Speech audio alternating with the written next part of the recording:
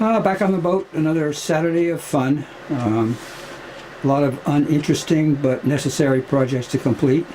You can see it's a little over 40 degrees in the old cabin, and that's up from 30 degrees when we got here. So it has been cold, but that's okay. We charge on anyway. That portion of the lighting project is done, thank goodness, because I know we were getting a little tired of it, you know.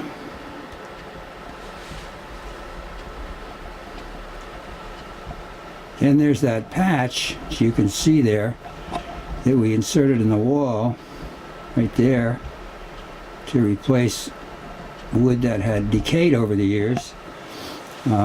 We've got a piece of 3/4 inch plywood in there now. Of course, 3/4 inch plywood isn't 3/4 inches thick anymore. We're cheated in that regard. So we have got some 1/8 inch plywood from a previous project, and we've cut a piece to fit in there, so it'll build that up. We'll paint that at home, slip that in there, and that will be finished, and we can remount the blinds and move on to the next portion. Then there's the decayed piece that matches the piece you saw inside on the outside, and this is fiberglass here. This is the outside shell of the boat. This thing, this lump you see here, is molded right into the, for strength I think, into the sidewall, so we can't mess with that. But there is what turns out to be almost a railing, an opening, that we can slide the patch in. So we made a patch, fiberglassed it at home, and that goes in there like that. But again, it's not 3/4 of an inch thick. This stuff, the old stuff, is 3/4 of an inch thick. So we've got to build this up a little bit. So we made a 1/8 inch piece of what's really just facade at this point. It's also been fiberglassed at home, and that goes over the top like this. And gets fastened in place like that. Of course, it'll stick when we get it in. Surely it will. It might take a little more adjustment, but I think we're going to be just about there. And we'll glass over this seam that remains, and that will be finished. Of course, this is all painted, like this surface here,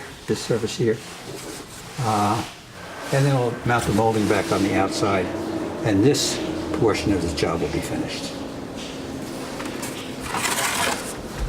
Sliding door goes across the back. The wheels in the bottom down here are pretty well worn out, so it's only way to open it. We've had the door out. We know how to take it out. What we don't know how to do is how to remove the bottom down here to replace those wheels. When you take the door out and look at it from the bottom, you can see the wheels, but you can't. You have to remove, looks like that whole bottom piece, to access the wheels and replace them. We know where to buy the replacements, we just don't know how to get the door apart. So that's going to be the next project on the list, I guess, as we rocket towards April and spring soon, I hope.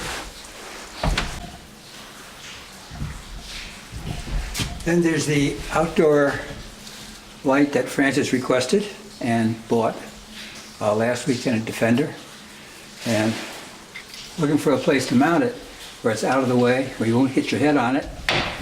We have had this light up here for a couple of years.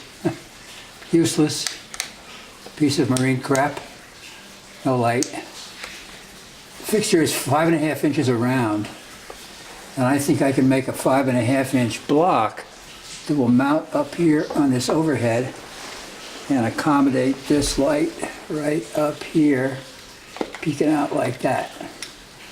This light has a bail on it, so it can be adjusted up and down, and it would be right up in there someplace, but up against the ceiling. We're going to give that a try at home and just see how it looks see how it works out. It'd be a nice place to put the light. It'd provide a lot of light here in the cockpit, and we'd be getting rid of this thing, which is useless anyway. We've already got power run up there, so it would make our mounting job a lot easier. It'd be in the center, up in there like that, and then she can tilt it down if she needs to, which she will. But she'll see this recording we're making, and she'll give us her approval of putting it here, we hope. Well, the snow we had earlier this week is starting to melt. Even though it was a pretty dark and imposing day, the river was up about 6 feet, and it'll be up further as the snow from Massachusetts and Vermont all melts and comes roaring past here. Hopefully there won't be a flood this year.